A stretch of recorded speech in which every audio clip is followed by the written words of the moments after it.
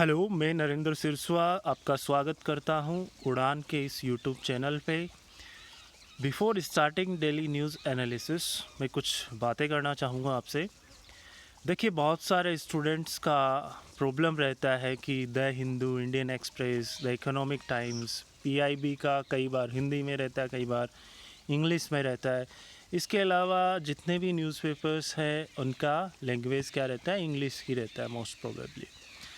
उन स्टूडेंट्स का प्रॉब्लम है कि उनको 5 आवर्स भी लग जाते हैं, 7 आवर्स भी लग जाते हैं न्यूज़ कंप्लीट करने में। उन स्टूडेंट्स के लिए न्यूज़ को सिंप्लीफाई करने के लिए हमने ये डेली न्यूज़ एनालिसिस हिंदी में स्टार्ट किया है। Okay, subscribe our channel and आपको अच्छा लगे तो at the end of the video share this video. Okay, आज का फर्स्ट न्यूज़ है लॉकडाउन के बाद एनवायरनमेंट। ये आपके जीएस पेपर 3 के लिए इम्पोर्टेंट है।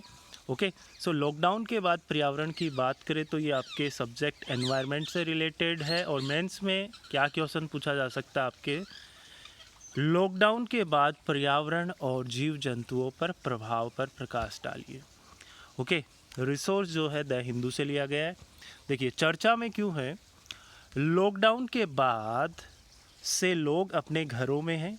इसके परिणाम स्वरूप हवा साफ हुई है और जंगली जानवरों के शहरी हिस्सों में नज़र आने की घटनाएं सामने आ रही हैं।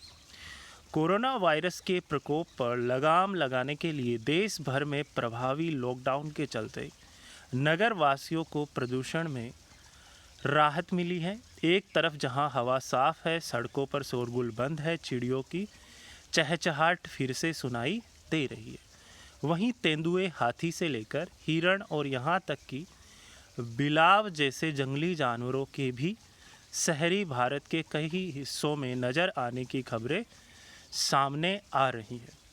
ओके, कोविड-19 वैश्विक महामारी के चलते जहां इंसान घरों के भीतर रहने को मजबूर है, वहीं पक्षी और जानवर इन इलाकों में फिर से नज़र आने लगे हैं जो कभी उनके ही हुआ करते थे। ऐसा लगता है कि 24 मार्च से प्रभावी हुए अभूतपूर्व बंद के बाद से प्रकृति अपने घाव फिर से भर पा रही है। देखिए, अन्य महत्वपूर्ण फैक्ट्स है जो आपके प्रीलिम्स के लिए भी इम्पोर्टेंट है। लॉकडाउन के बाद से ही नोएडा के जीआईपी मॉल के पास एक नील गाय को सड़क पार करते देखा गया।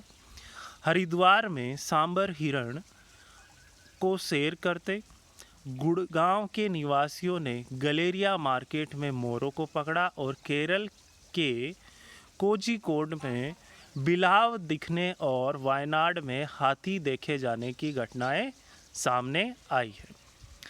पर्यावरणविद द्वारा इसकी तुलना प्रवासी मजदूरों के शहरों से गांवों की तरफ पलायन से करते हुए कहा, जंगल से शरणार्थी शहरों की तरफ आ रहे हैं क्योंकि हमने उनके घरों में घुसपैठ की है।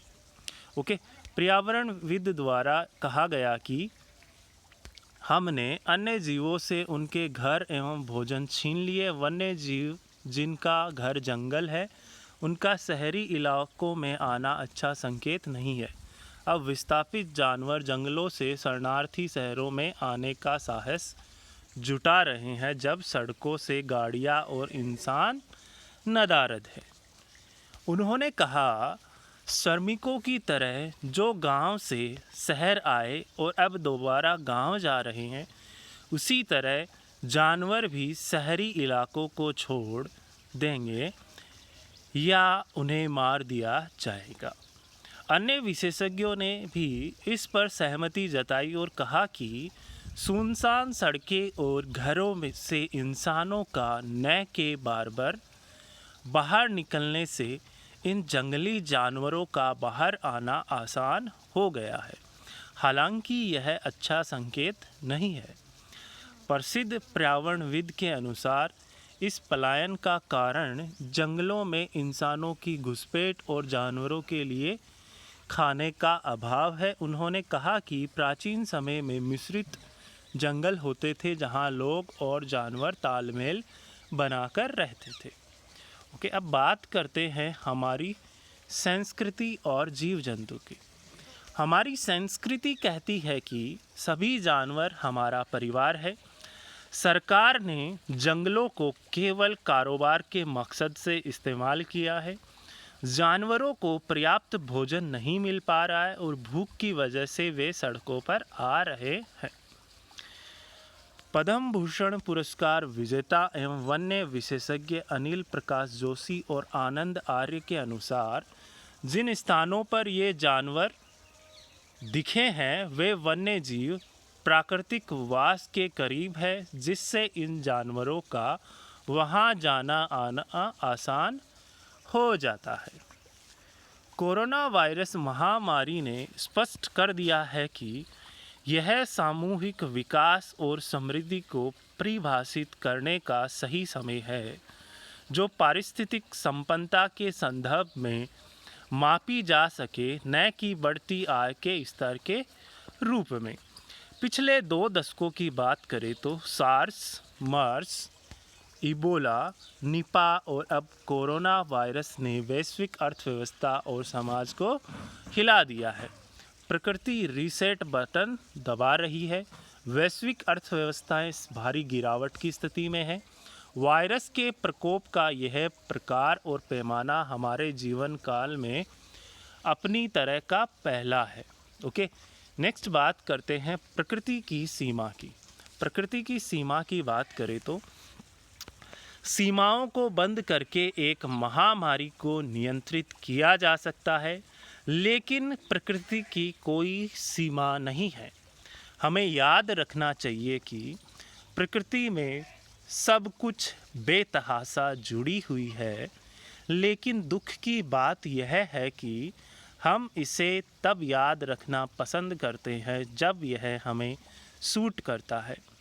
दुनिया भर में वायरस के तेज़ी से फैलने का प्रमाण है कि हम स्पष्ट रूप से सभी शारीरिक रूप से जुड़े हुए हैं। वायरस का एक लक्षण है, एक संकेत जिसे हम भविष्य में और भी बड़े लॉकडाउन के लिए अभ्यास करना होगा। यह प्रकृति से हमारे लिए एक जगाने की पुकार है। हमारे जीने के तरीके के खिलाफ कुछ लोग सोचते थे कि वे वैश्विक संकटों के प्रति प्रतिरक्षित होंगे और जलवायु परिवर्तन दुनिया के दूसरी ओर है। कोई भी कोरोना वायरस के लिए भौगोलिक रूप से अलग नहीं है और जलवायु परिवर्तन के लिए भी यही सच है। यदि हमारी ज़मीनें खाद्यान्न का उत्पादन करने में विफल रहती है, हमारे भूजल के भंडार सूख जाते हैं, हमारी नदियाँ प्रदूषित और बेजान हो जाती है और हमारे जंगल बर्बाद हो जाते हैं, यदि गर्मी की लहरों से बचने के लिए हमें महीनों तक अपने घरों के अंदर रहना होगा, कोई रास्ता नहीं है कि हम उत्सर्जन कम करने के लिए बर्फ़ के पिघलने को धीमा कर दें और अपनी नदियों में अंतिम जीवित मछलियों और कछुओं की रक्षा करें। यदि हम अन्य जीवों और उनके आवास के अधिकारों का सम्मान नहीं करते हैं, तो कोविड-19 जैसी महामारी बहुत अधिक बार आएगी। यह भी स्पष्ट है कि जंगली जानवरों के अन्य रोगजनकों से हमारी प्राकृतिक प्रतिरक्षा सुरक्षा को चुनौती मिलती रहेगी। प्राकृतिक दुनिया के साथ अनैतिक मानवीय व्यवहार महामारी के जोखिम को बहुत बढ़ा रहा है। जब जंगल और प्रकृति की बात आती है तो यह अव्यावहारिक दूरी बनाए रखने का समय है। प्रकृति सभी जानवरों के सामूहिक भविष्य के लिए रीसेट बटन को हिट कर सकती है, न कि केवल इंसानों को बचाने के लिए। सभ्यता अपनी सड़कों और इमारतों से नहीं बल्कि उसके जंगलों, नदियों और जैविक विविधता से बचेगी। जब जैव विविधता बरकरार है और जंगली आवासों को बनाए रखा जाता है तो मनुष्यों को संक्रमित करने वाले रोगजनकों की संभावना कम हो जाती है। जंगली जानवरों में वायरस मानव महामारी के लिए विशिष्ट रूप से अनुकूल है। वायरस से होने वाले अधिकांश रोग वाइल्ड लाइफ से आते हैं। हमें जंगली जानवरों से वायरल आदान प्रदान की सबसे कमज़ोर कड़ी को ख़त्म करने के लिए पूरी वन्य जीव खाद्य श्रृंखला को फिर से देखना होगा। इसके बाद बात करते हैं हम मजबूत पारिस्थितिकी तंत्र की आवश्यकता। इसकी आवश्यकता क्यों है, आइए देखते हैं। एक स्वस्थ और मजबूत पारिस्थितिक तंत्र हमें बीमारियों से बचाता है। पृथ्वी हमें बार बार चेतावनी के संकेत दे रही है। अनुपयुक्त जलवायु और मौसम की घटनाएं नई सामान्य घटना है जिनके साथ हमें रहना होगा और अनुकूल होना होगा। वैज्ञानिकों ने अंटार्कटिक में रिकॉर्ड वायुमंडलीय और महासागरीय तापमान पाया। पिछले एक दशक के सापेक्ष आर्कटिक समुद्री बर्फ़ में तेज़ी से गिरावट आ रही है। उपग्रह के रिकॉर्ड में 2012 का समुद्री बर्फ़ कवर 1979 के बाद सबसे कम है। मार्च 2020 के आंकड़ों से पता चलता है कि आर्कटिक समुद्री बर्फ़ की सीमा 14.78 मिलियन वर्ग किलोमीटर थी, जो उपग्रह रिकॉर्ड में सबसे कम है। अंटार्कटिका और ग्रीनलैंड दोनों में बर्फ़ की चादरें 2002 से 281 गीगाटन प्रति वर्ष की दर से द्रव्यमान खो रही है। यह प्रकृति की विशाल चेतावनी की घंटी है। एक और परेशान करने वाला रुझान समुद्र का बढ़ता स्तर है, जो ग्लोबल वार्मिंग मुख्य रूप से बर्फ़ की चादरों और ग्लेशियरों के पिघलने और समुद्री जल के विस्तार के कारण होता है। 2001 के बाद पिछले 20 वर्षों में अब तक के 19 सबसे गर्म साल रहे हैं। तापमान बढ़ने का एक बड़ा कारण मानव गतिविधियों जैसे कि वनों की कटाई, वाहनों के उत्सर्जन और ऊर्जा के लिए जीवाश्म ईंधन को जलाने के माध्यम से ग्रीन हाउस गैसों में वृद्धि है। वायुमंडल में CO2 का स्तर वर्तमान में 413 ppm है, जो 1960 में 316 ppm था। हमने कैलिफोर्निया से लेकर साइबेरिया तक एक वर्ष के अंतराल में रिकॉर्ड तोड़ आग और बाढ़ देखी है। अफसोस की बात है कि आग और बाढ़ की आवृत्ति और तीव्रता दोनों जारी रहेंगे। अगर हमें लग रहा है कि हम इसके बारे में भूल सकते हैं, तो मुझे यह कहते हुए दुख हो रहा है कि प्रकृति हमें बार बार याद दिलाएगी। इसके बाद बात करते हैं, वन अभी भी दुनिया के 30% भूमि क्षेत्र को कवर करते हैं, लेकिन वे भयानक दर से गायब हो रहे हैं। 15 वर्षों की बात करें तो इसमें 1990 और 2016 के बीच दुनिया के लगभग 1.3 मिलियन वर्ग किलोमीटर जंगलों को खो दिया है। इसका सबसे बड़ा भाग उष्णकटिबंधीय वर्षा वन है, जो दक्षिण अफ्रीका से बड़ा क्षेत्र है। जंगलों के साथ साथ हमें वन्य जीवों के लिए सबसे मूल्यवान और अपूरणीय निवास स्थान भी खो दिया है। इसके बाद बात करते हैं, कई जंगली जानवरों विलुप्त होने की चपेट में आ रहे हैं और हमारी मानव वन्य जीव संघर्षों की बढ़ती घटनाओं के साथ मानव बस्ती में आ रहे हैं।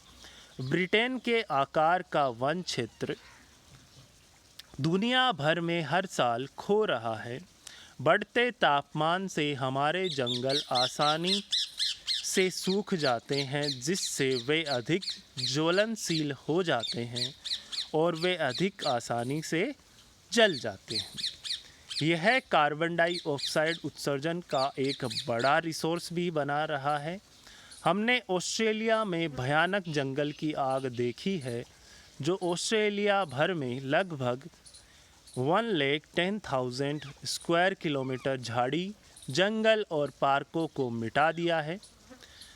पशुओं को वनों की कटाई के लिए भी जिम्मेदार माना जाता है, क्योंकि चारे की बढ़ती हुई भूमि का उपयोग चारा खिलाने के लिए किया जाता है या चरने वाली भूमि के रूप में विकसित किया जाता है। कई जानवर वायरस पैदा करने वाली बीमारी के लिए मेज़बान होते हैं, जो अंततः वन्य जीवों से मनुष्यों तक पहुंच सकते हैं। सभी जानवरों के परिवार हैं, उनकी भी भावनाएं हैं। उन्हें खाकर हम एक नैतिक सच्चाई से बच रहे हैं कि हम इंसान हैं। ओके, अब बात करते हैं एक डायग्राम की, जो कहीं से लिया गया है अपना।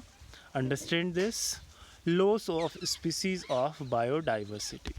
ओके, एवरी 20 मिनट्स की बात करें तो world adds 3500 human lives and lose one or more species. 27,000 species lost a year. Okay, it's a huge data. Every 60 minutes की बात करें तो 240 acres of natural habitat are destroyed. दिख रहा है अभी आपको? Okay. 70% of the world's non-species risk extinction in the global temperature rises by more than 3.5 degree Celsius. 75% of genetic diversity in agriculture crops has been lost. देख रहे हो कितना भारी नुकसान है।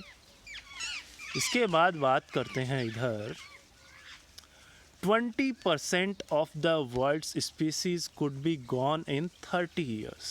Okay, and birds, conifers, mammals, and 6 out of 7 marine turtles are threatened by extinction. 75% of the world's fisheries are fully or over exploited. Okay, ये भी over exploited हो गया है। So biodiversity is necessary for human survival. Humans hold the power to stop the loss. Yes, if we think that कि हमें ये stop करना है, then we can this. Okay. So biodiversity is a necessary for human survival. ये ध्यान में रखते हुए humans hold the power to stop the loss. ये इसका लॉस ह्यूमन के लिए देख सकते हो आप कितना बड़ा खतरा है।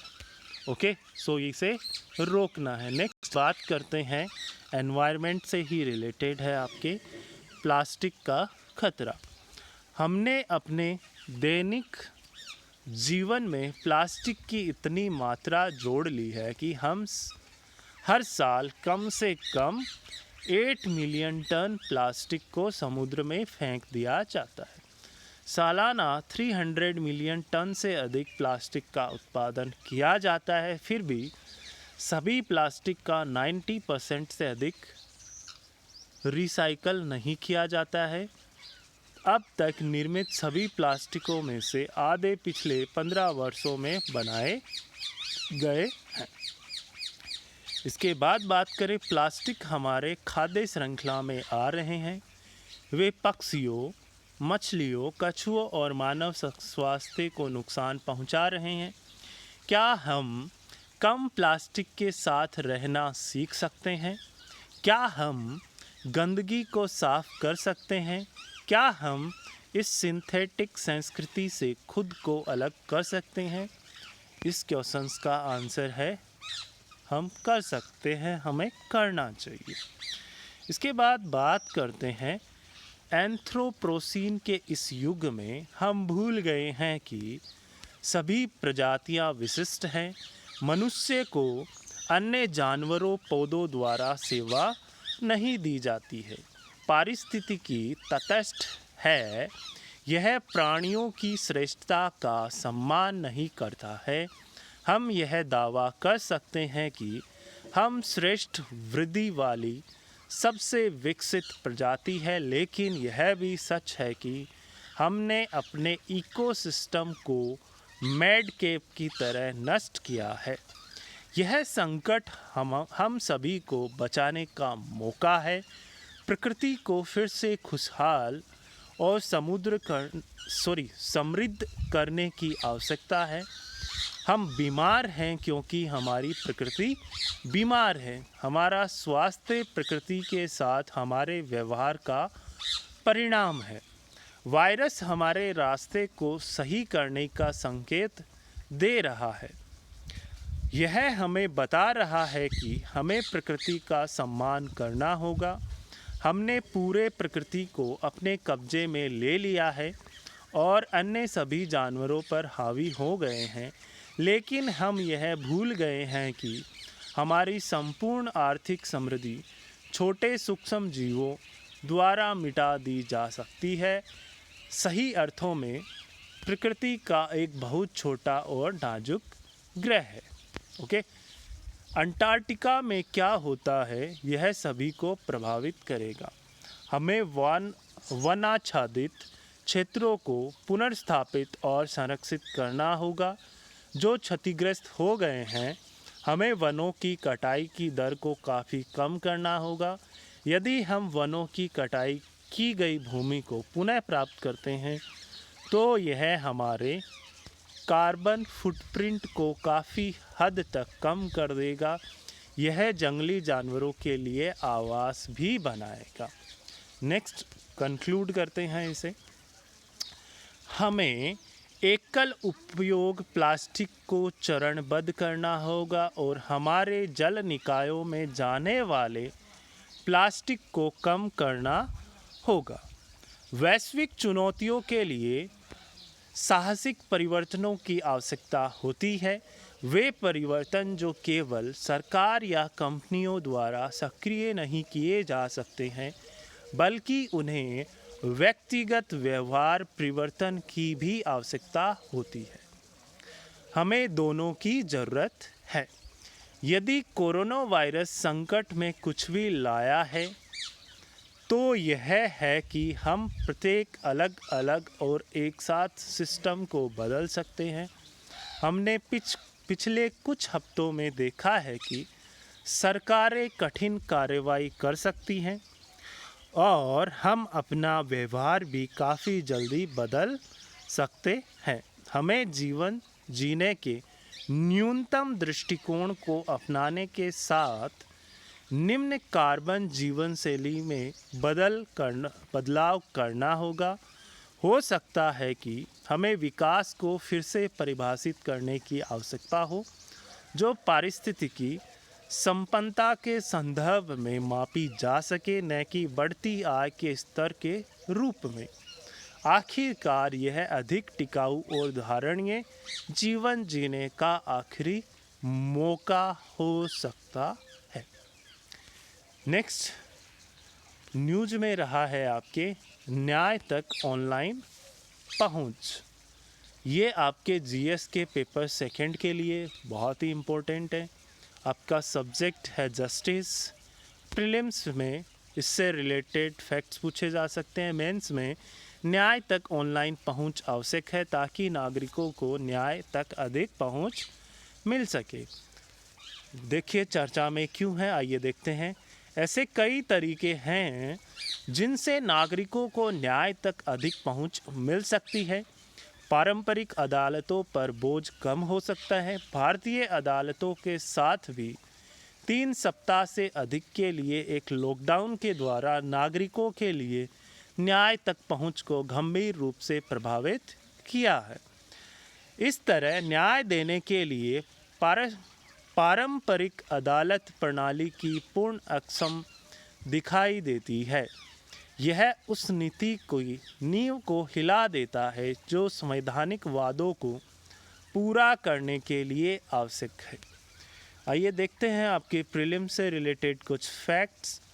हालांकि प्रौद्योगिकी अब हमें चुनौती को पूरा करने का अवसर प्रदान करती है। केरल हाई कोर्ट ने 30 मार्च 2020 को ऐसा ही किया। इसने न केवल वीडियो कॉन्फ्रेंसिंग के माध्यम से कार्रवाई का संचालन किया, बल्कि कार्रवाई को लाइव स्ट्रीमिंग भी की थी। न्यायाधीशों ने अपने घरों से सुनवाई का संचालन किया। सुनवाई के लिए लगभग 30 जरूरी मामले उठाए गए, जिनमें जमानत याचिकाएं और रिट याचिकाएं शामिल हैं और उनका निपटारा किया गया। संबंधित अधिवक्ताओं और विधि अधिकारियों ने अपने अपने कार्यालयों से कार्यवाही में भाग लिया। यह वास्तव में युगांतरकारी है। यह उदाहरण संस्थागत और शाश्वत होना चाहिए। नेक्स्ट बात करते हैं ई कोर्ट के लिए एक खाका।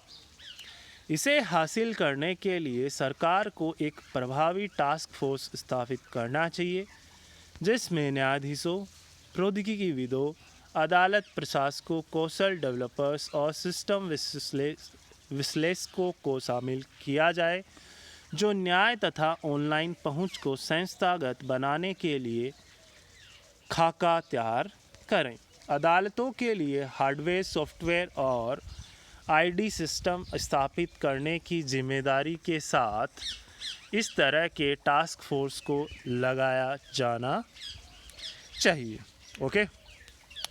ई कोर्ट की परियोजनाओं के माध्यम से उत्पन्न डेटाबेस से लाभान्वित कृत्रिम बुद्धिमत्ता के आवेदन की जांच करना, उपयुक्त ई फाइलिंग सिस्टम और प्रक्रियाएं स्थापित करना और समझने के लिए पैरा लीगल के लिए कौशल प्रशिक्षण और मान्यता निर्माण करना और अधिवक्ताओं और अन्य लोगों को उनके मामलों को दर्ज करने के लिए सिस्टम तक पहुंचने और मामले को आगे बढ़ाने के लिए उनकी दलीलों और दस्तावेज़ों को जोड़ने में मदद करना शामिल है।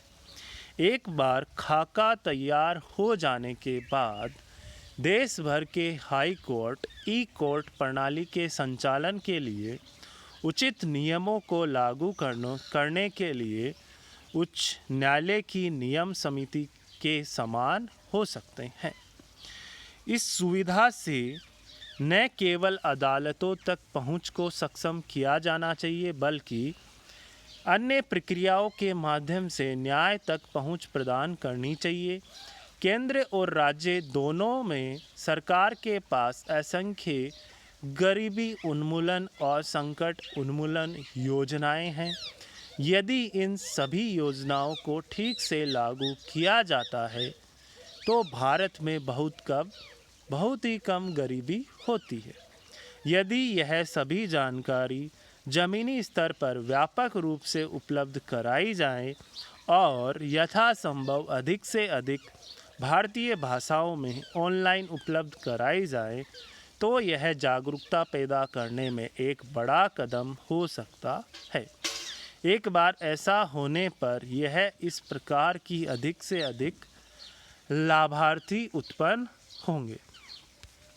नेक्स्ट बात करते हैं कानूनी सेवाओं के अधिकारियों की भूमिका। हालांकि न्याय तक पहुंचने के लिए यह सब योजनाएं कागज पर स्पष्ट दिखती हैं, लेकिन कार्यान्वयन और जवाबदेही के बिना पीड़ित नागरिकों के लिए कोई न्याय नहीं है। यह समस्या को दूर करने में है कि 1987 के कानूनी सेवा प्राधिकरण अधिनियम और पूरे देश में उनके अधीन काम करने वाले अधिकारी एक बड़ी भूमिका निभा सकते हैं। अगर इन योजनाओं तक पहुंचने में कठिनाई होती है तो आवेदक के लिए कानूनी सेवाओं के अधिकारियों के साथ ऑनलाइन शिकायत दर्ज करने के लिए एक प्रणाली निर्धारित की जानी चाहिए, जो तब जवाबदेही और प्रभावी कार्यान्वयन सुनिश्चित कर सकती है। स्थानीय पंचायत, नगर पालिका या निगम कार्यालय या कोई भी सुविचारित एनजीओ इन ऑनलाइन शिकायतों को कानूनी सेवा प्राधिकरण को करने में मदद कर सकता है, यदि शिकायतकर्ता सीधे ऐसा करने में असमर्थ है। आइए बात करते हैं अपने जुडिशियरी सिस्टम की। Supreme Court, then High Court, then District Court and additional district judges, then subordinate judge case first, then subordinate judge case second, then court small cause of metropolitan cities, then Munsi's court or court of sub judge third class. Okay, अब बात करते हैं कानूनी सेवा प्राधिकरण अधिनियम के तहत अधिकारियों को शिकायतों को ऑनलाइन सुनने के लिए और समयबद्ध तरीके से कानून के अनुसार पीड़ित शिकायतकर्ताओं को फिर से वितरित करने के लिए अधिकृत किया जा सकता है। आइए बात करते हैं अब इंडियन जुडिशरी की, भारतीय न्यायपालिका की। भारतीय न्यायपालिका आम कानून पर आधारित प्रणाली है। ओके, किस पे आधारित प्रणाली है? कॉमन लॉ पर आधारित प्रणाली है। यह प्रणाली अंग्रेजों ने औपनिवेशिक शासन के समय बनाई थी। इस प्रणाली को आम कानून व्यवस्था के नाम से जाना जाता है, जिनमें न्यायाधीश अपने फैसलों, आदेशों और निर्णयों से कानून का विकास करते हैं। भारत में कई स्तर के साथ विभिन्न प्रकार के न्यायालय हैं। भारत का शीर्ष न्यायालय नई दिल्ली स्थित सर्वोच्च न्यायालय है और नीचे विभिन्न राज्यों में उच्च न्यायालय हैं। उच्च न्यायालय के नीचे जिला न्यायालय और उनके अधीनस्थ न्यायालय, जिन्हें निचली अदालत कहा जाता है। और ये आपको ऊपर डायग्राम में भी फ्लो चार्ट करके दिखाया था। फ्लो चार्ट से भी आप अच्छे से समझ सकते हैं। भारत में 4 महानगरों में अलग अलग उच्चतम न्यायालय बनाने का विचार किया जा रहा है, क्योंकि दिल्ली देश के अनेक भौगोलिक भाग से बहुत दूर है तथा उच्चतम न्यायालय में कार्य का भार ज़्यादा है। भारत की स्वतंत्र न्यायपालिका का शीर्ष सर्वोच्च न्यायालय है, जिसका प्रधान CJI होता है। ओके, नेक्स्ट इज सर्वोच्च न्यायालय को अपने नए मामलों तथा उच्च न्यायालयों के विवादों दोनों को देखने का अधिकार है। भारत में 25 उच्च न्यायालय हैं, जिनके अधिकार और उत्तरदायित्व सर्वोच्च न्यायालय की अपेक्षा में सीमित हैं। न्यायपालिका और व्यवस्थापिका के परस्पर मतभेद या विवाद का सुलह कौन करता है? तो कौन करता है? राष्ट्रपति करता है। अब बात करते हैं स्टेट जुडिशरी की, राज्य न्यायपालिका की। राज्य न्यायपालिका में 3 प्रकार की पीठें होती है। एकल, जिसके निर्णय को उच्च न्यायालय की डिविजनल खंडपीठ या सर्वोच्च न्यायालय में चुनौती दी जा सकती है। नेक्स्ट इज खंडपीठ 2 और 3 जजों के मेल से बनी होती है, जिसके निर्णय केवल उच्च न्यायालय में चुनौती पा सकते हैं। संवैधानिक फुल बेंच सभी संवैधानिक व्याख्या से संबंधित वाद इस प्रकार की पीठ सुनती है और इसमें कम से कम 5 जज होते हैं। नेक्स्ट इज अधीनस्थ न्यायालय। इस स्तर पर सिविल आपराधिक मामलों की सुनवाई अलग अलग होती है। इस स्तर पर सिविल तथा सेशन कोर्ट अलग अलग होते हैं। इस स्तर के जज सामान्य भर्ती परीक्षा के आधार पर भर्ती होते हैं। उनकी नियुक्ति राज्यपाल द्वारा मुख्य न्यायाधीश की सलाह पर की जाती है। Next is fast track court के अतिरिक्त 70 न्यायालय हैं। इनका गठन दीर्घावधि से लंबित अपराध तथा अंडर ट्रायल विवादों के तीव्रता से निपटार हेतु किया गया है। ये अतिरिक्त 70 न्यायालय हैं। इनका गठन दीर्घावधि से लंबित अपराध तथा अंडर ट्रायल विवादों के तीव्रता से निपटारे हेतु किया गया है। इसके पीछे कारण यह था कि वाद लंबा चलने से न्याय की क्षति होती है तथा न्याय की निरोधक शक्ति कम पड़ जाती है और जेल में भीड़ बढ़ जाती है। 10वें वित्त आयोग की सलाह पर केंद्र सरकार ने राज्य सरकारों को 1 अप्रैल 2001 1734 फास्ट ट्रैक कोर्ट गठित करने का आदेश दिया है। अतिरिक्त सेशन जज या ऊंचे पद से सेवानिवृत्त जज इस प्रकार के कोर्टों में जज होता है। इस प्रकार के कोर्टों के बाद लंबित करना संभव नहीं होता है। हर विवाद को निर्धारित समय में निपटाना होता है। नेक्स्ट बात करते हैं अपन लोक अदालत की। लोक अदालतें नियमित कोर्ट से अलग होती है। पदेन या सेवानिवृत्त जज तथा 2 सदस्य, एक सामाजिक कार्यकर्ता, एक वकील इसके सदस्य होते हैं। सुनवाई केवल तभी करती है जब दोनों पक्ष इसकी स्वीकृति देते हैं। ये बीमा दावों, क्षतिपूर्ति के रूप वाले वादों को निपटा सकती है। इसके पास वैधानिक दर्जा होता है। वकील पक्ष नहीं प्रस्तुत करते हैं। आइए कंक्लूजन पे आते हैं अब इसके।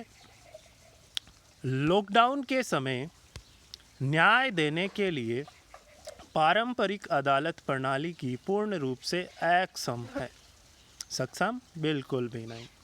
इस स्थिति में न्यायपालिका अपने संवैधानिक वादों को पूरा नहीं कर सकती। अतः न्याय तक पहुंच ऑनलाइन उपलब्ध कराना अति आवश्यक है। यह सिर्फ असंख्य तरीकों में से कुछ है जिससे पारंपरिक अदालतों पर बोझ को कम करने के साथ साथ न्याय तक पहुंच को तेज़ी से बढ़ाया जा सकता है।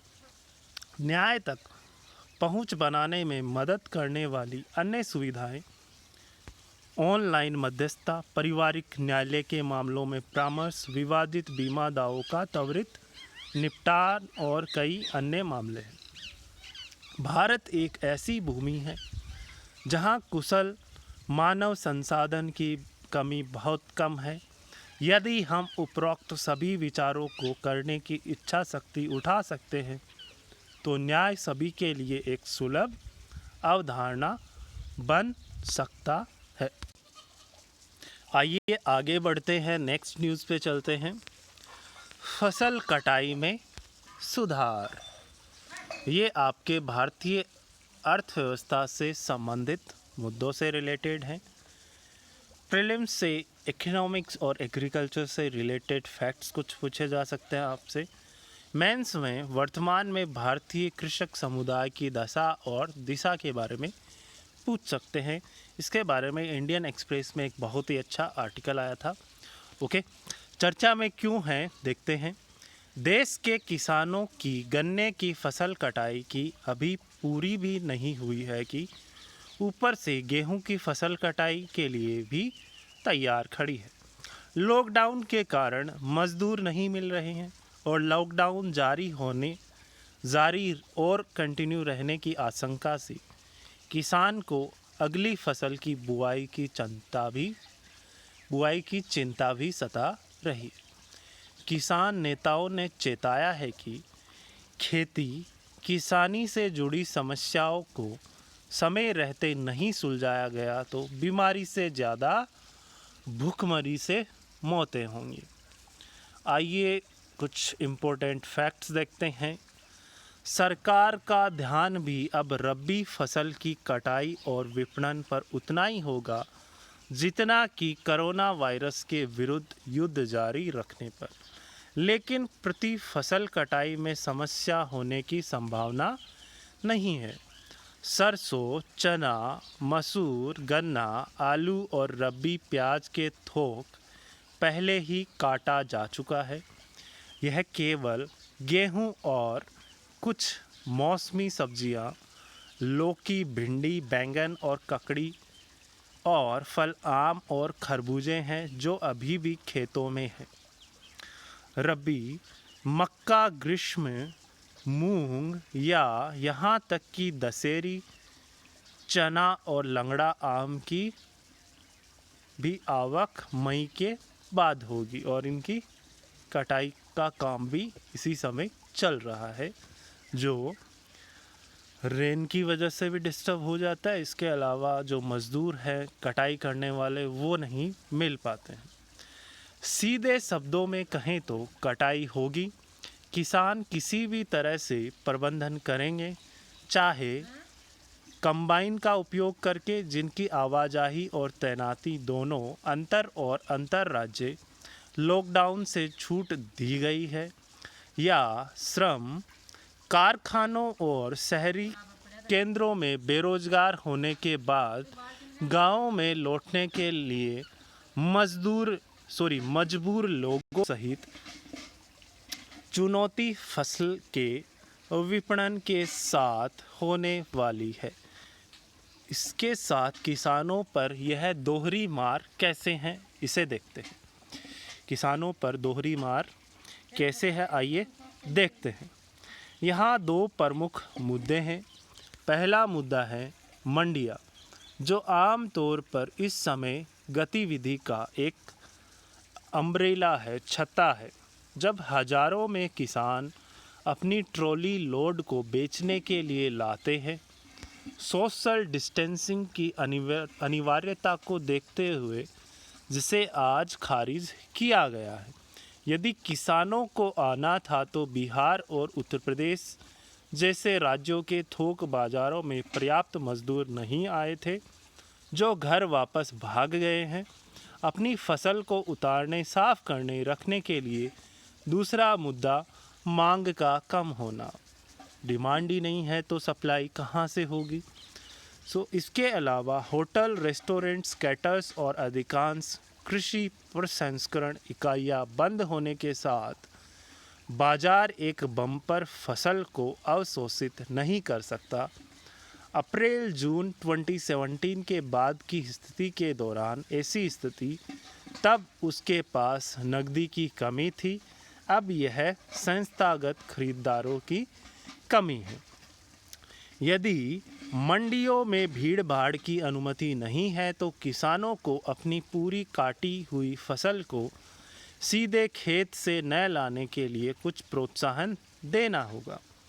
30 अप्रैल के बाद बेचे जाने वाले गेहूं के लिए 1925 रुपये प्रति क्विंटल के न्यूनतम समर्थन मूल्य पर 50 रुपये का बोनस देने का कहना है।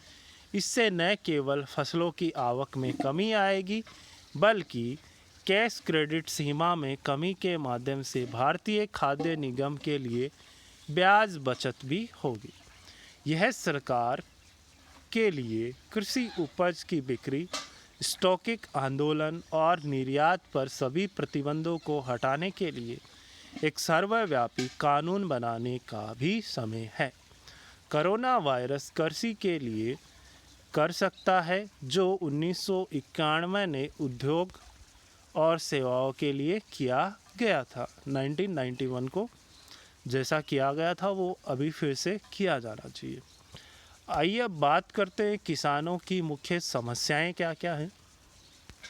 देश में कोविड-19 महामारी के मुकाबले के लिए लागू 21 दिनों के लॉकडाउन के बाद 14 अप्रैल के बाद बढ़ाए जाने की आशंका ने किसानों के माथे पर चिंता की लकीरें खींच दी है। मौजूदा बंद के कारण गन्ने की फसल नहीं काट पाने से परेशान किसान को अब गेहूं की लगभग तैयार खड़ी फसल की चिंता ने भी आ घेरा है। लॉकडाउन के कारण मजदूर नहीं मिलने से यहाँ उसे गेहूं की कटाई का कोई ज़रिया नहीं सूझ रहा है। वहीं गेहूं निकालने वाली मशीनें उपलब्ध होने की भी स्थिति नहीं दिख रही है। वास्तव में थ्रेसिंग मशीनें ज़्यादातर गेहूं कटाई के सीज़न में पंजाब और राजस्थान जैसे इलाकों से पश्चिमी यूपी में आती हैं और किराए पर फसल निकालने का काम करती हैं, लेकिन इन राज्यों में भी लॉकडाउन जारी है। नेक्स्ट इज़ लॉकडाउन की अवधि बढ़ने से बढ़ी किसानों की मुश्किलें। उल्लेखनीय है कि ओडिशा सरकार ने कोरोना वायरस को फैलने से रोकने के लिए 9 अप्रैल को लॉकडाउन की अवधि 30 अप्रैल तक के लिए बढ़ा दी। साथ ही उसने केंद्र सरकार से भी बंद की अवधि बढ़ाने का अनुरोध किया है। केंद्र सरकार द्वारा देशव्यापी बंद 25 मार्च से लागू किया गया, जो 14 अप्रैल को समाप्त होना है। पश्चिमी उत्तर प्रदेश के लिए गन्ना विभाग के अनुसार मिलों में पेराई शुरू होने के वक्त ज़िले में करीब 72,000 हेक्टेयर क्षेत्र में गन्ने की फसल थी। फिलहाल लगभग 30% गन्ना अभी खेतों में खड़ा है। बंद के कारण कई किसानों की लगभग आधी गन्ने की फसल अभी भी खेत में खड़ी है। लेकिन एक तो बंद के कारण गन्ना छीलने के लिए मजदूर ही नहीं मिल रहे हैं, ऊपर से किसान किसी तरह से खुद दिन रात कर यदि गन्ना छील भी लेता तो उसे मील पर डालने की कोई व्यवस्था नहीं है। बंद के बाद से चीनी मिल गन्ने पेराई के लिए पर्चियाँ जारी नहीं कर रही है। इसके बाद है काफ़ी कम दर से बेचने को मजबूर हो रहे हैं किसान।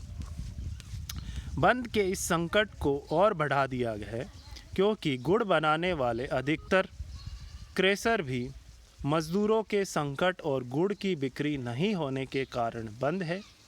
ऐसी स्थिति में किसान अपना गन्ना यहाँ भी नहीं डाल सकता। हालांकि जो क्रेशर चल रहे हैं वे गन्ने का दाम 180 से 200 रुपये प्रति क्विंटल भाव दे रहे हैं, जबकि मिल द्वारा गन्ने का समर्थन मूल्य 319 रुपये प्रति क्विंटल दिया जा रहा है। कोरोना वायरस के संक्रमण के डर से मजदूर खेत में नहीं जा रहे हैं। इससे गन्ने की फसल के साथ साथ अब गेहूं की कटाई को लेकर भी बेहद परेशान है। सरकार एक तरफ तो सोशल डिस्टेंसिंग के नाम पर 5 से ज़्यादा लोगों को एकत्र नहीं होने दे रही है, जिससे खेत में मजदूर नहीं मिल रहे हैं। वहीं बैंकों के बाहर मजदूरों की लंबी लाइनें लग रही हैं, जो अपनी हजार रुपए की राशि पता लगाने के लिए जमा हो रहे हैं। यह राशि सरकार द्वारा खातों में जमा कराई जा रही है। जब ये लोग बैंक जा रहे हैं तो खेतों में सोशल डिस्टेंसिंग का पालन करते हुए काम क्यों नहीं कर सकते। पश्चिमी उत्तर प्रदेश के जिला बागपत में किसानों के खेतों में जाने और काम करने पर कोई रोक नहीं है। कोरोना वायरस संक्रमण को लेकर जनपद की स्थिति आसपास के जनपदों मेरठ, गाजियाबाद, गौतम बुद्ध नगर से बेहतर है और इसीलिए यहाँ मजदूरों का संकट उस तरह का नहीं है। सामाजिक मेलजोल से दूरी को बरकरार रखते हुए मजदूर यहाँ खेतों में काम कर रहे हैं।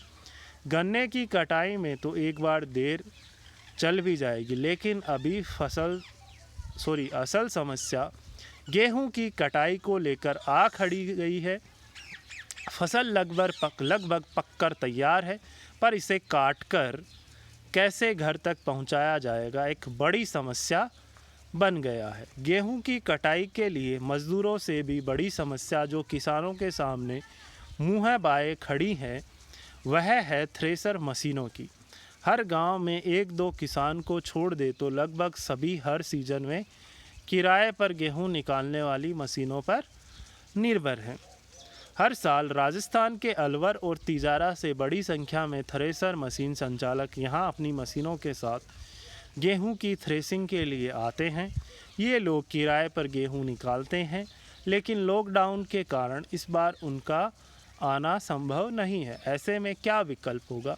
मोटे अनुमान के तहत सिर्फ खेकड़ा ब्लॉक में 100 से 150 मशीनें आती है और पूरे ज़िले में इनकी संख्या 500 से 1000 के आसपास होती है। सरकार से मज़दूरों को सोशल डिस्टेंसिंग बनाते हुए खेतों में काम करने की इजाज़त देने की मांग की है।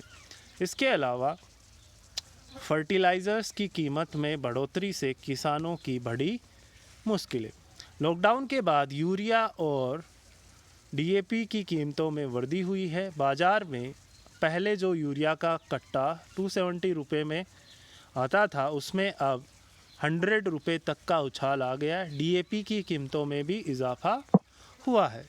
बिंदर ने कहा कि पशु चारे जैसी खल, चोकर आदि के दाम में भी स्थानीय स्तर पर 300 से 400 रुपये प्रति बोरी का उछाल आया। खल की जो बोरी पहले 1200 की थी वह अब 1600 रुपये की हो गई है, जबकि जो खल की बोरी 1500 रुपये की थी अब 2000 रुपये में मिल रही है। जिला गन्ना अधिकारी AK भारती ने कहा कि कोरोना वायरस संक्रमण के मद्देनज़र जिले में मिलों पर गन्ना डालने के लिए कागज़ की पर्चियां बंद कर एसएमएस के जरिए किसान को सूचित किया जा रहा है।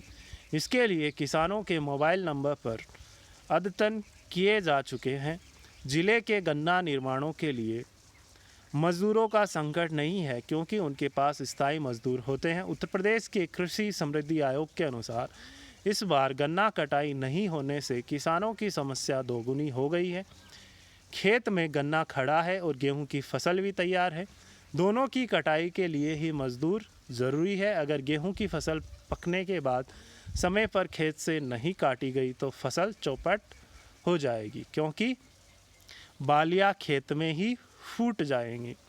सरकार को मनरेगा के तहत किसानों को मज़दूर उपलब्ध कराने चाहिए ताकि मज़दूरों को रोज़गार भी उपलब्ध हो जाए और किसानों को मज़दूर भी मिल जाए। उद्योगों की भांति किसानों को भी राहत पैकेज दिया जाना चाहिए, लेकिन इसके लिए कोई बात नहीं हो रही है। यही नहीं, किसानों की भी गन्ना मिलों पर बकाया रकम के भुगतान को लेकर भी कोई सुगबुगाहट नहीं दिखती, जबकि लगभग 1200 करोड़ रुपए की भारी भरकम रकम मिलों पर बकाया है। यदि यह भुगतान तत्काल हो जाए तो किसानों को थोड़ी राहत मिलेगी। नेक्स्ट, भारतीय किसान यूनियन का क्या कहना है, उसके मत को भी देख लेते हैं। भारतीय किसान यूनियन के अनुसार इस बार यूपी में गन्ने का रकबा ज़्यादा है, इसलिए मिलों के चलने के बावजूद गन्ने की लगभग 25% फसल खेतों में खड़ी है। इसके चलते किसान 3 तरफ से चुनौती से घिर गया है। इनमें पहली है गन्ने की कटाई, दूसरी खाली खेत में गन्ने की बुआई और तीसरी गेहूं की तैयार फसल की कटाई। What is the conclusion of this topic? संकट तो वास्तव में बड़ा है, लेकिन इस स्थिति में किसान को धैर्य बनाकर रखना होगा। अगर किसान पारंपरिक व्यवस्था डंगवारा पर अमल करे तो मजदूर संकट से काफ़ी हद तक निपटा जा सकता है। डंगवारा में आपस में किसान मिलकर एक दूसरे की फसल की कटाई और बुआई में मदद करते हैं, करना भी चाहिए। समय रहते अगर सरकार किसानों के हित में कोई कदम नहीं उठाती है तो खाद्यान्नों का विदेशों में निर्यात की तो दूर देश में ही लाले पड़ सकते हैं, क्योंकि भारत भले ही कृषि पर निर्भरता कितनी ही कम क्यों न कर ले, एक वर्ष मानसून की वर्षा ठीक नहीं होती है तो देश में खाद्यान्नों की कीमत आसमान छूने लग जाती है।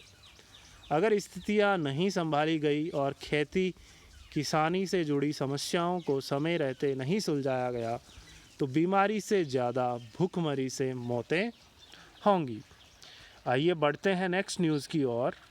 वैश्विक व्यापार की मात्रा में 32% की कमी की आशंका, जो एक बहुत ही बड़ी मात्रा है। ये आपके जीएस पेपर 3 के लिए इम्पोर्टेंट है। सब्जेक्ट है आपका इकोनॉमिक्स। प्रीलिम्स में क्वेश्चन पूछे जा सकते हैं। वैश्विक वस्तुओं के व्यापार, WTO से जुड़े फैक्ट्स। मेंस में पूछ सकते हैं आपसे वैश्विक आर्थिक अनिश्चितता ने मंदी की आशंका को बढ़ाया है। आइए देखते हैं चर्चा में क्यों है। WTO का मानना है कि 2020 में वैश्विक वस्तुओं के व्यापार की मात्रा में 32% की कमी आएगी। WTO ने पिछले सप्ताह वैश्विक व्यापार के लिए अपना दृष्टिकोण जारी किया है। कोरोना वायरस महामारी के कारण दुनिया भीषण वैश्विक मंदी की चपेट में आ सकती है। WTO के प्रमुख रॉबर्टो एज़वेदो ने कहा, उन्होंने जिनेवा में एक तरह के संवाददाता सम्मेलन में आगाह किया कि हम आज जिसका सामना कर रहे हैं उसने विश्व भीषण आर्थिक मंदी में जा सकता है। यह मंदी ऐसी होगी जिसके बारे में हमने अब तक न पढ़ा है और न सुना है। हमारा लक्ष्य होना चाहिए कि सतत आर्थिक वृद्धि के लिए जो भी उपाय है उनका इस्तेमाल करें ताकि स्थिति में बदलाव लाया जा सके।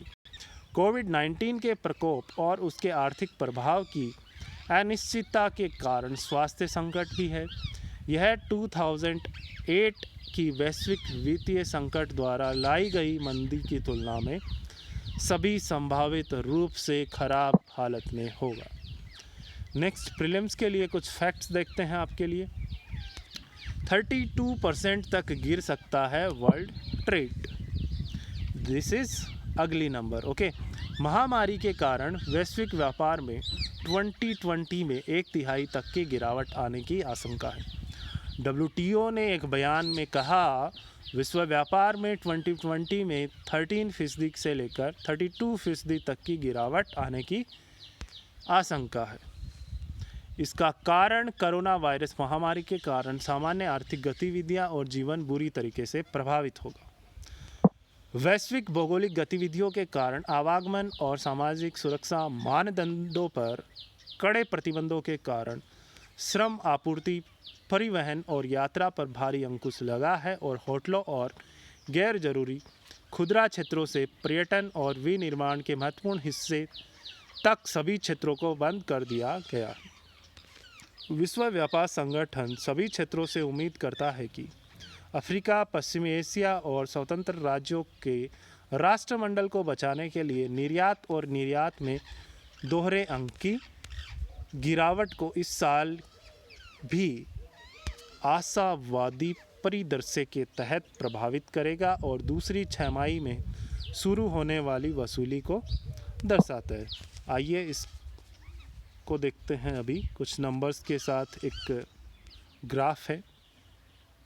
अगली numbers, the World Trade Organization says 2020 trade could fall as much as 32%. Annual change in volume of world merchandise trade, ये जो आपको ब्लू में दिख रहा है दैट इज़ ऑप्टिमिस्टिक सिनारियो। इसके अलावा ये लाइट कलर में, लाइट जो येलो में दिख रहा है इट्स पेसिमिस्टिक सिनारियो, और रेड में दिख रहा है जो आपको ये जो रेड लाइन है ये क्या है, annual change in volume of world merchandise trade. देखिए this is a financial crisis, यहाँ पे देख सकते हैं आप, एकदम नेगेटिव ग्रोथ में जा रहा है। और ये कब का डेटा लिया हुआ है, ये है 2008 के बाद का। 2008 में फिनेंशियल क्राइसिस था, तब नेगेटिव ग्रोथ थी, फिर 2019 में कैसे बढ़ी है, फिर ये यहाँ आप देख सकते हो ये 10 तक पहुँचा है, और ये 2020 में फिर से ये नेगेटिव आ रहा है। ये यहाँ पे देख सकते हो ये नेगेटिव जा रहा है। ओके, सो इससे आप अच्छे से समझ सकते हो। सोर्स जो है ये WTO का, ब्लूमबर्ग का है। ओके, आइए देखते हैं इसके बाद नेक्स्ट जो है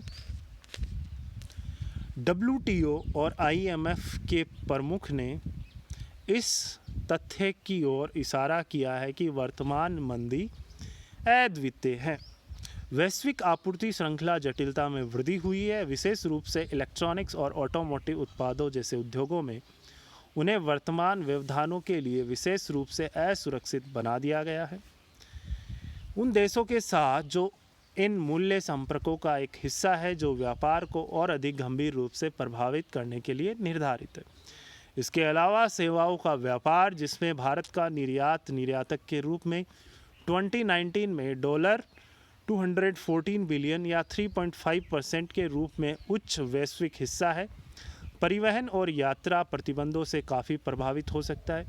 सेवाओं के व्यापार के लिए इस धूमिल दृष्टिकोण में चांदी का एक छोटा सा टुकड़ा भूमिका है कि WTO सूचना प्रौद्योगिकी सेवाओं के लिए देखता है कि क्योंकि कंपनियां कर्मचारियों को घर से काम करने के लिए सक्षम बनाती है और लोग आवश्यक रूप से दवाओं का ऑनलाइन ऑर्डर करते हैं और दूरस्थ रूप से समाजीकरण करते हैं। चीन से आपूर्ति श्रृंखला व्यवधान से उत्पादन में गिरावट और मांग में गिरावट आई है, जिससे मंदी की आशंका प्रबल हुई है। 190 से अधिक देशों में कोरोना वायरस के तेज़ी से प्रसार के कारण विश्व अर्थव्यवस्था में अपेक्षित मंदी दिखाई दे रही है। दुनिया के बड़े हिस्सों में यात्रा और व्यापार बुरी तरह प्रभावित हुए हैं। वीज़ा रद्द करने और आवागमन आदि पर प्रतिबंध है। हाल के दिनों में चीन के प्रकोप का केंद्र और कई बुनियादी और मध्यवर्ती सामानों का सबसे बड़ा आपूर्तिकर्ता होने के कारण बड़ी संख्या में उत्पादन की आपूर्ति श्रृंखला प्रभावित हुई है। कोरोना वायरस के फैलने के कारण कई उद्योग प्रभावित हुए। नेक्स्ट इज आपूर्ति श्रृंखला व्यवधान से भारत पर प्रभाव। भारत छोटे और कुटीर क्षेत्रों द्वारा उपयोग किए जाने वाले इलेक्ट्रॉनिक्स, दवाओं, ऑटोमोबाइल भागों और घटकों के क्षेत्र में इनपुट की आपूर्ति के लिए चीन पर निर्भर रहा है। चीनी बाजार होली, पिचकारी और भारतीय सांस्कृतिक प्रतीकों जैसे भारतीय देवताओं की मूर्तियों के लिए भी आपूर्ति करता आ रहा है। भारत में कम मजदूरी और चीन में इन वस्तुओं को प्राप्त करने की अतिरिक्त परिवहन लागत के बावजूद चीन वस्तुओं ने भारतीय विनिर्माण का एक बड़ा हिस्सा विस्थापित कर दिया है। आइए अगेन इस ग्राफ को देखते हैं।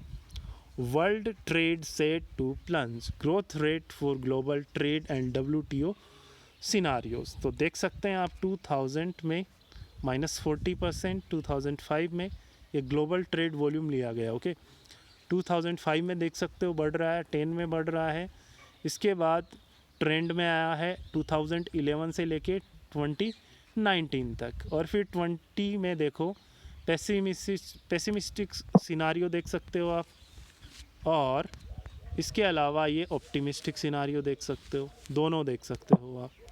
हुआ क्लियर? ओके नेक्स्ट इज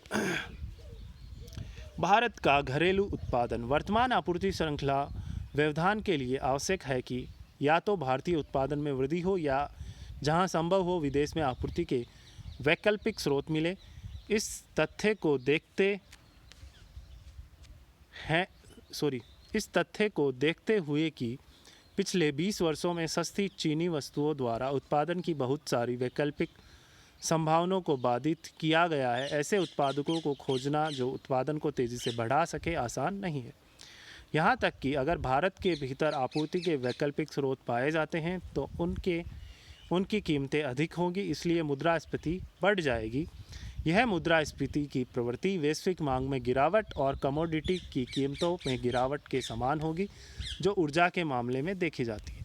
मंदी के परिदृश्य में मुद्रास्फीति में गिरावट के बावजूद आय में कमी और मांग में कमी स्वास्थ्य और रोग नियंत्रण पर वे बढ़ेगा, लेकिन मंदी का मुकाबला करने के लिए पर्याप्त नहीं होगा।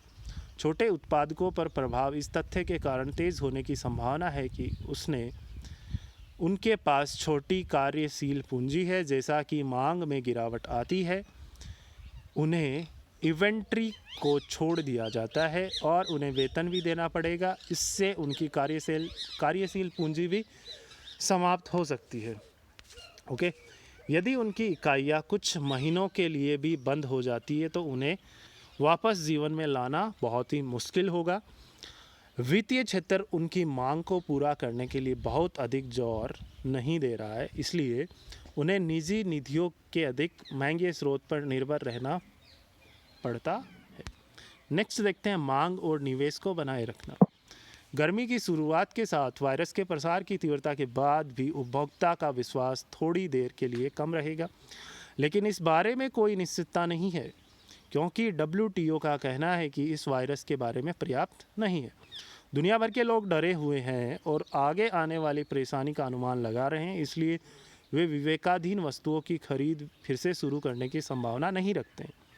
चीन में कार की बिक्री कम हो गई और जल्द ही फिर से शुरू होने की संभावना नहीं है। भविष्य के अनिश्चित होने पर लोग अधिक बचत करते हैं, इसलिए मांग तुरंत बढ़ने की संभावना नहीं है। लॉकडाउन और कमी के डर के कारण यह संभावना है कि लोग अपने घरों में अधिक नकदी और आवश्यक वस्तुओं को रखेंगे। अधिक मुद्रा जारी करने के लिए केंद्रीय बैंकों को तैयार रहना होगा। उन्होंने ब्याज दरों में कमी की है, लेकिन वैश्विक मंदी के प्राथमिक कारण और शेयर बाजार में उतार चढ़ाव वायरस के प्रसार के बाद भावना में गिरावट के कारण कम प्रभाव पड़ेगा। यह एक चक्रीय मंदी नहीं है। ओके चीन की अर्थव्यवस्था का विश्व पर प्रभाव भी देख लेते हैं। कोरोना वायरस के संक्रमण से चीन की अर्थव्यवस्था पर पड़ रहा है असर अब साफ दिखने लगा है। शनिवार को जारी आधिकारिक आंकड़ों के अनुसार फरवरी में चीन में विनिर्माण गतिविधियां रिकॉर्ड निचले स्तर पर आ गई है। ताज़ा मासिक सर्वे के अनुसार चीन का खरीद प्रबंध सूचकांक PMI फरवरी में गिरकर 35.7 पर आ गया। यह सूचकांक का 50 से नीचे रहने यह बताता है कि कारखाना उत्पादन घट रहा है। यदि सूचकांक 50 से ऊपर होता तो उसे उत्पादन में वृद्धि का संकेत माना जाता है। गैर विनिर्माण गतिविधियों का सूचकांक फरवरी से 29.6 पर आ गया। यह जनवरी में 54.1 पर रहा है। चीन का विनिर्माण पीएमई जनवरी में 50 से नीचे था। चीन ने 2005 से इन आंकड़ों को जमा करना शुरू किया है। उसके बाद इसका यह सबसे खराब स्तर है। इससे पहले ब्लूमबर्ग के एक सर्वेक्षण में विनिर्माण पीएमई के फरवरी में हल्की गिरावट के साथ 45 रहने का अनुमान जताया गया था, लेकिन ताज़ा आंकड़ा उससे बहुत नीचे है। चीन की अर्थव्यवस्था कोरोना वायरस संक्रमण के चलते एक तरह से पूरी दुनिया में कट गई है। यह संक्रमण चीन से बाहर कई देशों में इस महामारी का विश्व की अर्थव्यवस्था पर असर गंभीर होने की आशंकाओं के चलते वैश्विक शेयर बाजारों में 2008 के आर्थिक संकट के बाद का सबसे बुरा सप्ताह है। विश्लेषकों ने चेतावनी दी है कि कोरोना वायरस के संक्रमण के कारण इस साल की पहली तिमाही में चीन की आर्थिक वृद्धि दर में बड़ी गिरावट देखने को मिल सकती है। यह आंकड़े वृद्धि दर में गिरावट के अनुमान को पुष्ट करने का पहली झलकी है। चीन के राष्ट्रीय सांख्यिकी ब्यूरो ने कहा कि कोरोना वायरस के संक्रमण का वाहन तथा विशिष्ट कल्प ऊर्जा उद्योग पर बुरा असर पड़ा है, लेकिन गैर विनिर्माण क्षेत्रों में असर अधिक भयावह हुआ है। इसके अलावा जैसा कि अर्थव्यवस्था में गिरावट आई है, भारत में पहले से ही पर्याप्त गैर निष्पादित परिसंपत्तियां एनपीए बैंकों और गैर बैंकिंग वित्तीय कंपनियों एनबीएफसी में वृद्धि होगी। आरबीआई ने पहले ही गिरते हुए कारोबार और उपभोक्ता विभाग और अर्थव्यवस्था के संगठित क्षेत्रों में क्षमता का उपयोग में गिरावट की सूचना दी है। इन कारकों को वायरस से संबंधित प्रभाव और निवेश द्वारा बढ़ाया जा रहा है। ब्लूमबर्ग का एक और ग्राफ देखते हैं। Already weak trade picture show करता है ये। Demand for China's export was not growing even before covid hit. ये जो आपको डार्क ब्लैक जो दिया हुआ है, ग्रीन सा जो है, ये एक्सपोर्ट्स दिखाया गया सम ऑफ प्रीवियस 12 मंथ्स का। और ये जो हल्का पिंक सा जो दिखा रखा है, ये है इंपोर्ट्स, और ग्रीन जो है light green, that is exports to the US. ये देखिए financial crisis slump starts here, you can see here. ये 2000 से 2020 तक का है। यहाँ पे देख सकते हो आप 2.5 ट्रिलियन तक पहुँचाया है।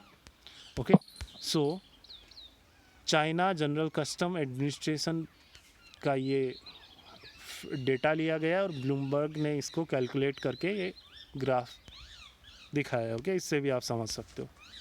नेक्स्ट अपन देखते हैं इसका कंक्लूज़न।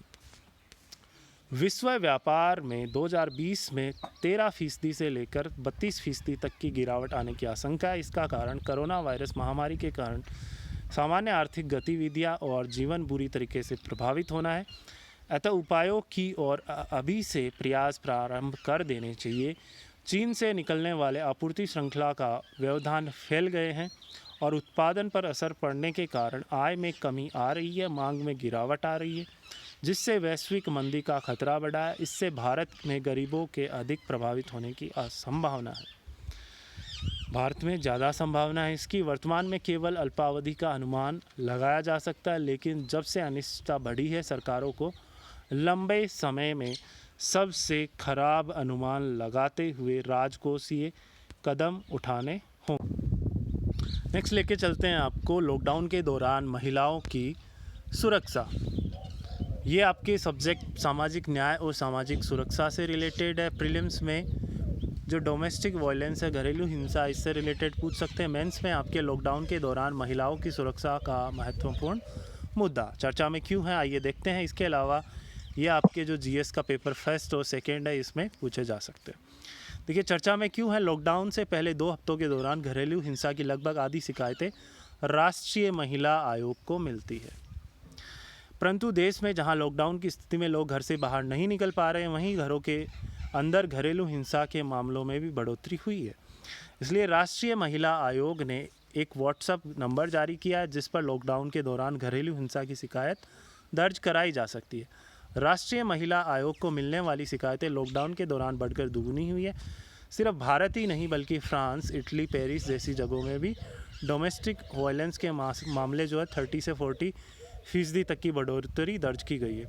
लॉकडाउन सबकी परेशानी को बढ़ाए हुए, लेकिन महिलाओं की परेशानी और बढ़ गई है, जो अपने घरों में घरेलू हिंसा की शिकार हो रही है। 23 मार्च से अब तक राष्ट्रीय महिला आयोग को डोमेस्टिक वायलेंस से जुड़ी करीब 80 कंप्लेंट्स मिल चुकी है। यह स्थिति तब है जब लॉकडाउन के दौरान ना तो महिलाएं थाने तक अपनी शिकायत करने के लिए पहुंच पा रही है। आइए प्रीलिम से रिलेटेड कुछ फैक्ट्स देखते हैं। आयोग ने कहा कि यह फैसला इसलिए लिया गया है कि अभी तक लॉकडाउन के दौरान ऐसी घटनाएं लगातार बढ़ रही है। लॉकडाउन के चलते घरेलू हिंसा की शिकायत न करवा पाने वाली महिलाएं इस व्हाट्सएप पर मैसेज कर अपनी शिकायतें दर्ज करवा सकती है। आयोग ने मामलों से ऐसे मामलों की एक व्हाट्सएप नंबर पर मैसेज करने की जानकारी देने का आग्रह किया है। द नंबर इज़ 7217735372, ओके, जिससे एजेंसी उन महिलाओं को सहायता उपलब्ध करवा सके तो तनाव में है और घरेलू हिंसा की शिकार हो रही है। आयोग ने बताया कि इस नंबर पर केवल तभी तक चालू रहेगी जब तक देश में लॉकडाउन है। आयोग ने कहा कि यह सेवा स्थायी नहीं है, लॉकडाउन हटते ही यह सेवा ही रोक दी जाएगी। देखिए, फर्स्ट देखते हैं, इसमें मानसिक तनाव से संबंधित समस्याएं ज़्यादा है। सेकेंड इज़ मानसिक तनाव से निपटने के लिए काउंसलर्स की टीम की जा रही है तैयार। काउंसलर्स की टीम भी तैयार की जा रही है। लॉकडाउन के दौरान महिलाओं के साथ मानसिक तनाव से संबंधित शिकायतें ज़्यादा आ रही है। इसके अलावा मारपीट व लड़ाई झगड़े की भी शिकायत दर्ज की जा रही है।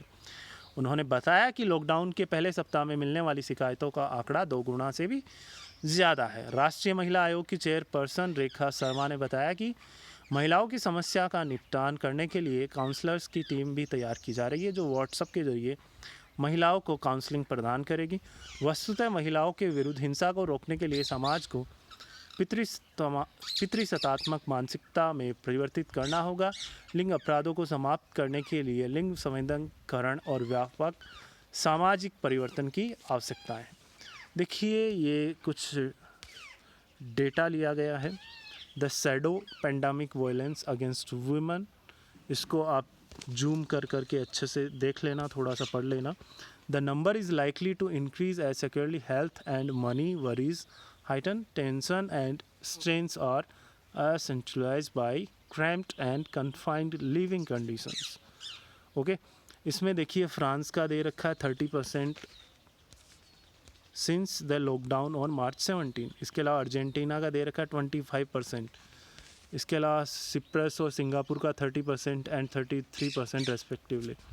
इसके अलावा इंक्रीज़ केस और कहाँ कहाँ हुए हैं, तो Canada, Germany, Spain and UK and US में भी हुआ है, ओके। यहाँ भी इंक्रीज़ हुए, न कि अपने इंडिया में, ओके।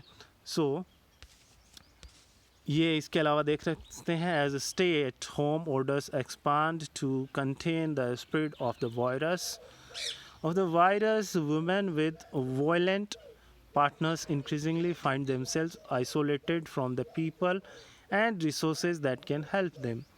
देखिए, ये भी एक डेटा देख सकते हो आप 2017 का। ये देखिए, then 40% of women who experience violence report these crimes are seek help of any sort। इसके अलावा ये देख सकते हो, global cost of violence against women देख सकते हो, okay. Next is services and address violence against women and gifts, ये भी देख सकते हो आप। that is include that national response to COVID-19 must include in this, okay। इसके अलावा सपोर्ट का ये है physio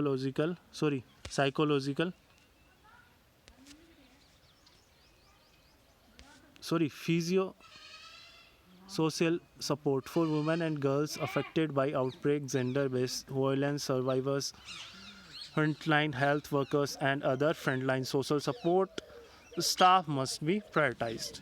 Next is a strong message from law enforcement that impunity will not be tolerated. Police and justice actors must ensure that incidents of VAWZ are given highly priority and must be taken to address the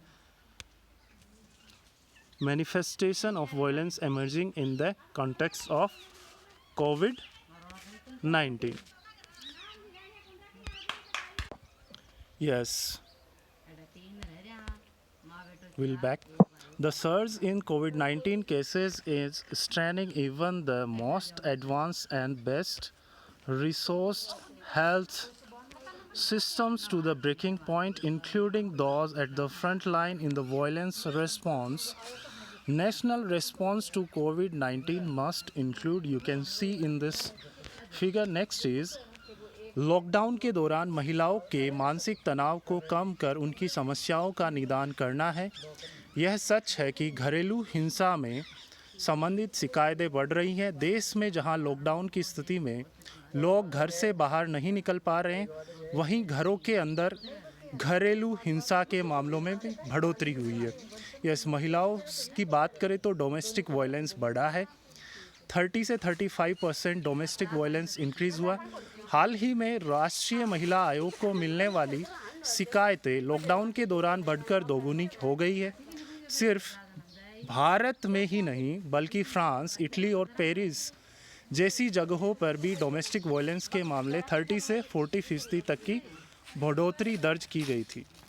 lockdown सबकी परेशानी को बढ़ाए हुए है, लेकिन महिलाओं की परेशानी और बढ़ गई है, जो अपने ही घरों में घरेलू हिंसा की शिकार हो रही है।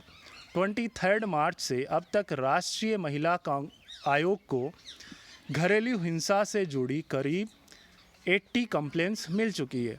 लॉकडाउन से पहले 2 हफ्तों के दौरान घरेलू हिंसा की लगभग आधी शिकायतें राष्ट्रीय महिला आयोग को मिलती थी। यह स्थिति तब है जब लॉकडाउन के दौरान न तो महिलाएं थाने तक अपनी कंप्लेन कर सकती है, नहीं पहुंच पाती है। घरेलू हिंसा से जुड़े मामले सिर्फ भारत में ही बढ़े हैं, ऐसा नहीं है कि, बल्कि अंतर्राष्ट्रीय स्तर पर जहां जहां लॉकडाउन हुआ है वहां वहां घरेलू हिंसा से जुड़ी शिकायतें बढ़ गई हैं। लॉकडाउन में लोग काफ़ी हद तक मानसिक तनाव से जुड़ रहे हैं। ज़्यादातर पुरुषों की चिंता है कि उनकी अपनी नौकरियां छूट सकती हैं, इसलिए मानसिक तनाव महिलाओं पर घरेलू हिंसा के रूप में नज़र आ रहा है। फ्रांस के घरेलू हिंसा के मामले में 32% तक बढ़ गए हैं, जबकि पेरिस में 36% तक है। यह मामले तब बढ़े हैं जब पुलिस कह रही है कि उनके फ़ोन कॉल आनी कम हुई है। महिला पुलिसकर्मी को अक्सर हेल्प डेस्क पर घरेलू हिंसा से जुड़े मामलों की कॉल को रिसीव करती है। उनका मानना है कि फ़िलहाल पुरुषों के घर पर ही रहने के कारण घरेलू हिंसा के मामलों की शिकायत महिलाएं कम पा रही हैं। शहरों में रहने वाली महिलाएं ज़्यादातर मेल कर या फिर किसी पड़ोसी की मदद से अपनी शिकायतें दर्ज करा रही हैं। संयुक्त राष्ट्र की महिलाओं ने सदस्य राज्यों से कोविड-19 पर अपनी कार्य योजनाओं से महिलाओं के विरुद्ध हिंसा को रोकने और आश्रय और सहायक सेवाओं पर विचार करने का आग्रह किया है।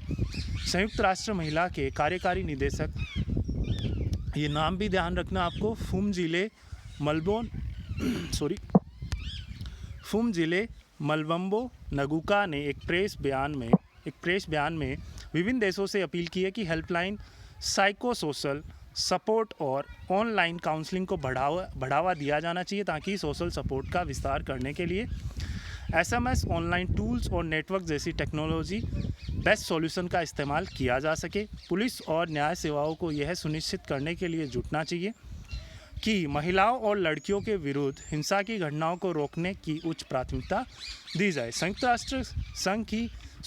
राष्ट्र की महिलाओं के अनुसार विश्व स्तर पर 243 मिलियन महिलाओं और 15 से 49 ईयर्स गर्ल्स को पिछले 12 मंथ्स में अपने साथी द्वारा यौन या शारीरिक हिंसा का शिकार होना पड़ा है। संख्या में वृद्धि होने की संभावना है, क्योंकि सुरक्षा, स्वास्थ्य और धन चिंताएं बढ़ जाती है। यह सीमित जीवन स्थितियों के कारण होता है। आंकड़ों के अनुसार लॉकडाउन के बाद से महिलाओं और लड़कियों के विरुद्ध हिंसा, विशेष रूप से डोमेस्टिक वायलेंस, तीव्र हो गई है। संयुक्त राष्ट्र के निकाय द्वारा संकलित आंकड़ों के अनुसार फ्रांस ने 17 मार्च को लॉकडाउन के बाद से घरेलू हिंसा में 32% की वृद्धि देखी है। अर्जेंटीना में 20 मार्च को बंद होने के बाद से घरेलू हिंसा के मामलों में 25% की वृद्धि हुई है। इसी प्रकार सिप्रस में 30% की और सिंगापुर में 33% की वृद्धि दर्ज की गई है। कनाडा, जर्मनी, स्पेन, यूके और USA ने घरेलू हिंसा और आपातकालीन आश्रय की मांग के मामलों में वृद्धि दर्ज की है। राष्ट्रीय महिला आयोग ने यह ऐलान लॉकडाउन के दौरान घरेलू हिंसा के बढ़ते मामलों को देखकर लिया है। यह पता चला था कि घरेलू हिंसा की शिकार महिलाओं की स्थिति लॉकडाउन के दौरान और ख़राब हो गई है। आयोग की अध्यक्ष रेखा शर्मा ने हाल ही में कहा कि 25 मार्च को लॉकडाउन होने के बाद से ही ऐसी शिकायतें बढ़ रही है। उन्होंने बताया कि 69 शिकायतें तो केवल ईमेल के माध्यम से मिली है। आयोग द्वारा जारी किए गए ताज़ा डाटा के अनुसार उन्होंने बताया 24 मार्च से 1 अप्रैल के बीच महिलाओं के विरुद्ध विभिन्न अपराधों की 257 कंप्लेंट्स मिली है। ताज़ा डेटा के अनुसार इन 257 शिकायतों में से 69 घरेलू हिंसा से संबंधित है। बता दें कि भारत इस समय वैश्विक महामारी कोरोना वायरस से निपटने के लिए 21 डेज़ के लॉकडाउन से गुजर रहा है। इसकी मियाद 14 अप्रैल को समाप्त हो रही है। बता दें कि देश में कोरोना के चलते अभी तक 2006 लोगों की मौत हो चुकी है।